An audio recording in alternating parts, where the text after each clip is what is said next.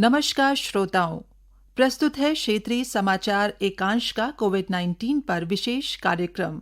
आपके साथ मैं पंकज सनवाल खुलबे। श्रोताओं, देश में कोविड-19 संक्रमण से स्वस्थ होने की संख्या कल 50 लाख को पार कर गई।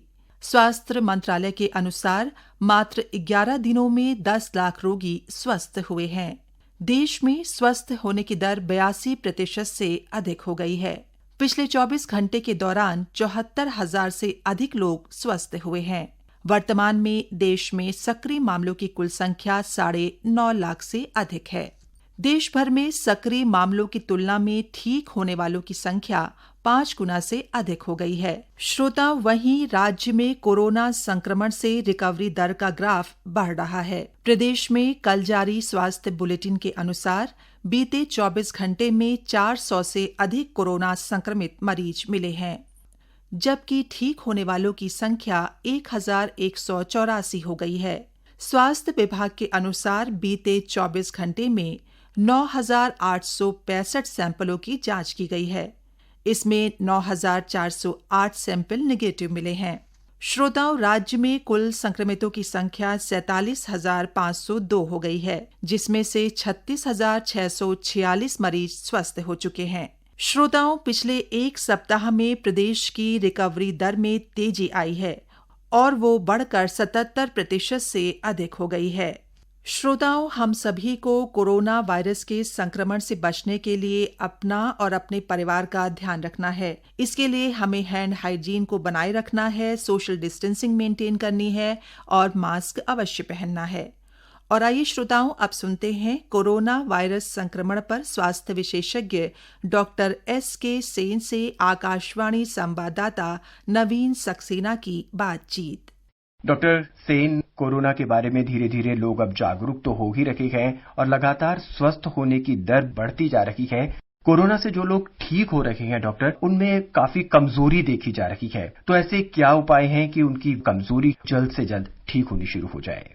जी, आपने बिल्कुल सही फरमाया कि ज्यादा से ज्यादा लोग अब ठीक हो रहे हैं। जैसे ही ठीक होने वाले व्यक्तियों की संख्या बढ़ रही है, तो ये देखा जा रहा है कि इनमें से लगभग 10% या कभी कभी इससे भी अधिक लोगों में कुछ समस्याएं आ रही हैं। तो वो क्या समस्याएं हैं? सबसे साधारण रूप से पाया जाता है वो है कमजोरी का आना। कुछ लोगों में ये भी देखा गया है कि चलने फिरने में बहुत जल्द वो थक जाते हैं या सांस फूलने लग जाता है। कुछ लोगों में वो महसूस करते हैं कि बुखार सा आ रहा है, जब नापते हैं तो बुखार चढ़ा हुआ उसमें मिलता नहीं है, थर्मोमीटर नहीं नाप सकता उसको, और पसीने आते हैं और कभी कभी माथे में दर्द होता है। ये सब जो चीजें हैं, इनको जाने में 7-8 हफ्ते लगभग लग जाते हैं। तो इसमें डरने की कोई आवश्यकता नहीं है। ये साधारणतः कुछ संख्यक लोगों में ये पाया जाता है। तो इससे जूझने की एक क्षमता हमें अगर बढ़ानी है। एक चीज और मैं बतलाना चाहूंगा कि ये समस्याएं उनमें ज्यादा होती है जो बुजुर्ग हैं और जिनको मॉडरेटली सीवियर या सीवियर डिजीज वो ठीक हुए हैं। डॉक्टर साहब, अगर इसमें किसी तरह की समस्या आती है मरीज को, तो क्या उसको डॉक्टर से मिलने की जरूरत पड़ती है? जी, वो तो आवश्यक है। अगर अस्पताल से छुट्टी हुई हो, होम आइसोलेशन में ना रहे हो, अस्पताल से छुट्टी हुई हो, तो 7 दिन के बाद स्वास्थ्य सेवा केंद्र में जाकर के डॉक्टर से संपर्क करें। और अगर ऐसी समस्याएं जो मैंने अभी गिनवाई, इनमें बहुत ज्यादा बढ़ोतरी हो जाती है और इसको जूझने में वो समर्थ नहीं है, उस हालत में भी स्वास्थ्य केंद्र में जाकर के डॉक्टर से मिलने की आवश्यकता जरूर है। लेकिन हल्की फुल्की जो समस्याएं हैं, जैसे कि थकान का होना या फिर थोड़ा बहुत जोड़ों में दर्द होना, इससे हम कैसे जूझ सकते हैं?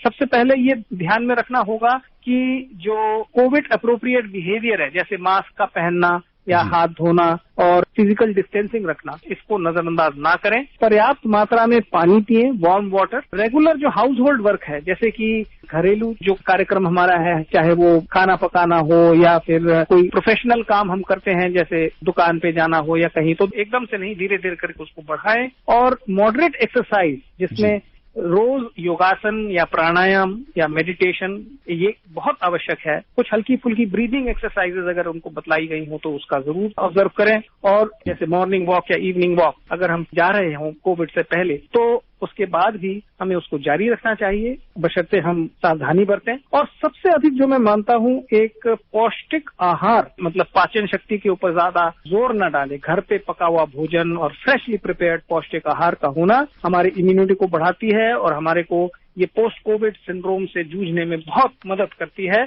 और साथ ही साथ हम ये ना भूलें कि 7 घंटे कम से कम दिन में 24 घंटे में से नींद हमें आनी चाहिए। मदिरा का सेवन या फिर धूम्रपान कतई ना करें। और अगर किसी व्यक्ति को कोमॉर्बिडिटीज हैं, जैसे हाइपरटेंशन है या डायबिटीज है, पहले से वो दवाइयां ले रहे हो या हार्ट की दवाइयां ले रहे हो, तो उसको ध्यान में अवश्य रखें। उसका कंट्रोल होना बहुत आवश्यक है। और डॉक्टर साहब ने अगर आपको बोला है रेगुलर बीपी नापना या घर पे शुगर नापना, तो वो सब तो करना ही है। गुनगुने पानी से जैसे कि गरारे करना, ये साधारण सी चीजें इस्तेमाल कर सकते हैं, इससे लाभदायक है। यानी कुल मिलाकर अगर आप कोरोना से पीड़ित हो चुके हैं और स्वस्थ हो चुके हैं तो ज्यादा से ज्यादा पानी पिएं, पौष्टिक आहार लें, घर के कार्यों में रुचि दिखाएं, शाम को सैर पर जाएं और डॉक्टर की सलाह जरूर मानें।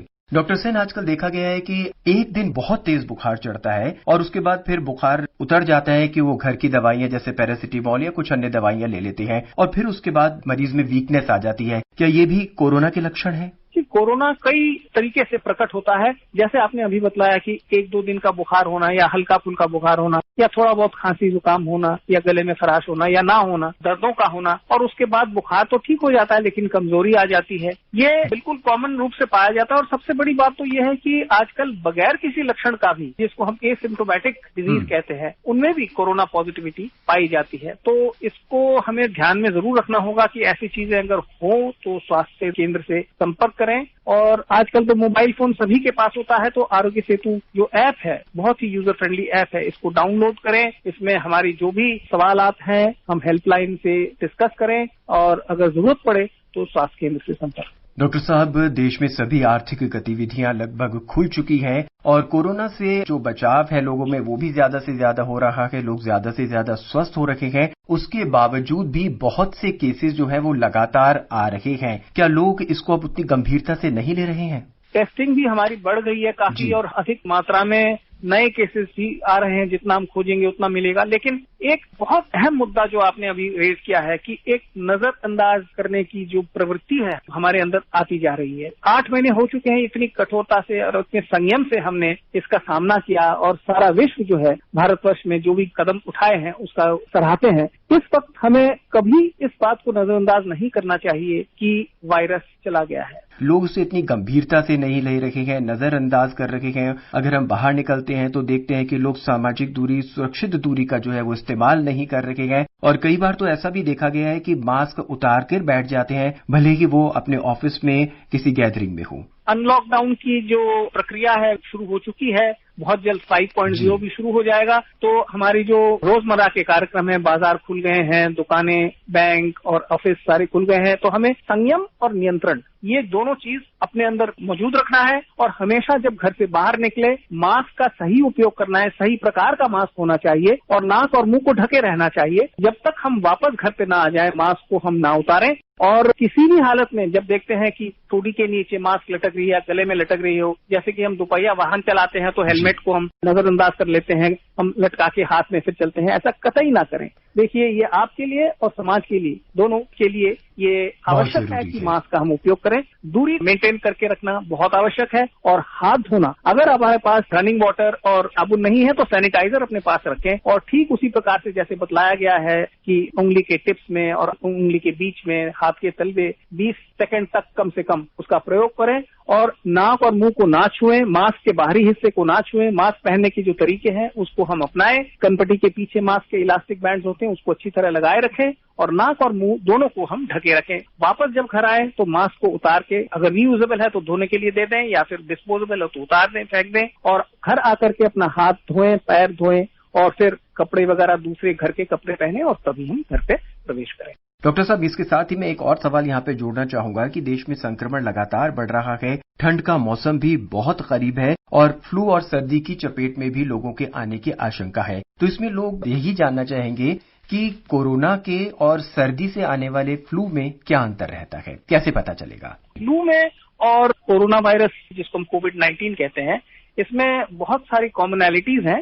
जैसे बुखार का होना तो दोनों में है। बुखार एकदम से बुखार आता है, बहुत तेज बुखार आता है। साथ में ये भी वायरल फीवर है, वो भी एक वायरस, इन्फ्लुएंजा वायरस से है। तो शरीर टूटना, आंखों के पीछे दर्द होना और माथे में दर्द होना, कंधों में और छोटे जोड़ों में दर्द होना, ये दोनों में है।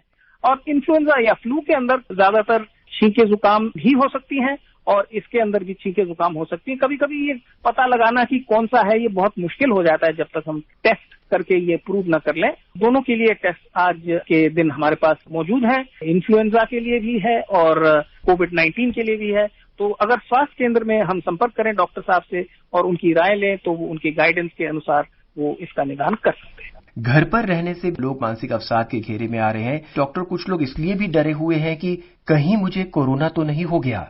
न केवल वो व्यक्ति जो कोरोना से संक्रमित होकर ठीक हो रहे हैं, लेकिन वो जिनको कोरोना नहीं हुआ है और जो उससे बचे हुए हैं, दोनों ये मानसिक अवसाद बहुत कॉमनली पाया जा रहा है। न केवल उदासी, लेकिन कभी नींद का ना आना, घबराहट का होना और कई तरह की समस्याएं मानसिक इसमें आ रही हैं। तो सबसे पहले तो ये मैं बतलाना चाहूंगा कि भय अपने अंदर से हटा दें और इसके विषय में आप ज्ञान प्राप्त करें। ये बीमारी ज्यादा से ज्यादा लोगों में ठीक हो जाती है और लगभग 20% या उससे भी कम लोग हैं जिनको अस्पताल में दाखिल होने की जरूरत पड़ती है और उसमें भी बहुत कम 1/4 लोग हैं जो कि आईसीयू में जाते हैं। अवसाद को हटाने के लिए या इसको फाइट करने के लिए सबसे बड़ी जो चीज है वो ये है कि अपने पॉजिटिव एक्सपीरियंस को अपने दोस्तों के साथ या अपने परिवार के सदस्यों के साथ साझा करें। योगा या मेडिटेशन या ब्रीदिंग एक्सरसाइज रूटीन बनाए रखना ये बहुत बहुत बहुत जरूरी है। डॉक्टर साहब, इस कार्यक्रम में अपने विचार साझा करने के लिए बहुत बहुत धन्यवाद। धन्यवाद। श्रोताओं, इसी के साथ हमारा आज का कार्यक्रम यहीं पर समाप्त होता है। नमस्कार।